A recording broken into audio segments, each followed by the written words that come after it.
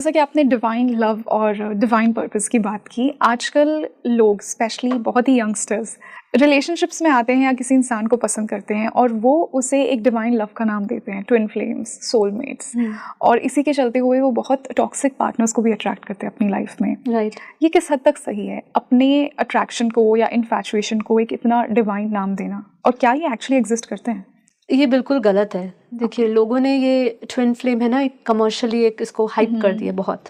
जैसे मैंने कहा, ट्रू कनेक्शंस बहुत रेयर है अभी, क्योंकि इतनी मल्टीपल लाइव्स हो चुकी है। इस मल्टीपल लाइफ टाइम्स में इतने सारे पार्टनर्स मिले हैं, तो रेयर है कि कुछ आत्माओं का बहुत ट्रू कनेक्शंस होंगे। और देखिए, जितनी आत्माओं ने कम जन्म लिया है ना, उनके ही ट्रू कनेक्शंस है, और जितने मल्टीपल कनेक्शंस हुए, लाइफ ली है उन्होंने, उतने कनेक्शंस ज़्यादा होने के कारण उनका ट्रू कनेक्शन नहीं रहा है।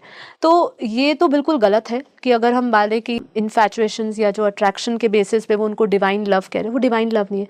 दे हैव टू थिंक, उनको डिफाइन करना पड़ेगा, ये उनको खुद सोचना पड़ेगा। अगर वो ट्रू लव है तो क्या उसमें निस्वार्थ प्रेम है, उनके अंदर कोई ऐसा भाव है कि, मतलब प्रेम क्या होता है? प्रेम खाली पाना नहीं होता है, देने का नाम होता है। ये हमेशा हमें सिखाया गया है। ट्रू लव यही होता है, निस्वार्थ होता है, फ्रीडम दिया जाता है, सेल्फलेस, अनकंडीशनल लव, सेल्फलेस होता है। अब आप खुद सोचिए, अगर दो पार्टनर्स में प्यार है तो उसको बांधा क्यों जा रहा है, उसके ऊपर कंट्रोल क्यों किया जा रहा है?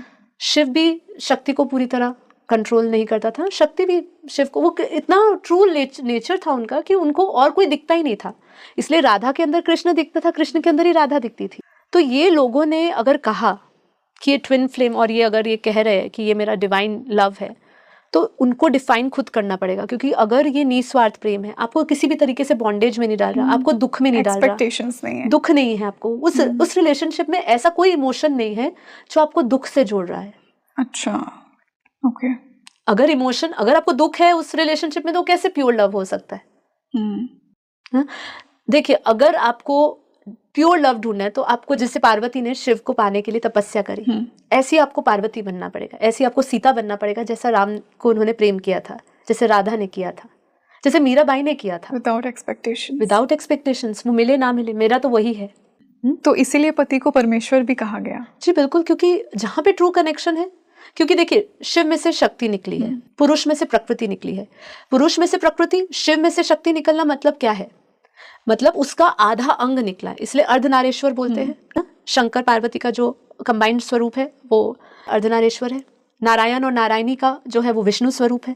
तो उन आत्माओं के हिसाब से अगर हम सोचें, अगर ऐसे दिव्य आत्माओं के, तो वहां पे डिवाइन लव आता है, वहां पे ट्विन फ्लेम्स का कॉन्सेप्ट आता है, वो प्रेम है।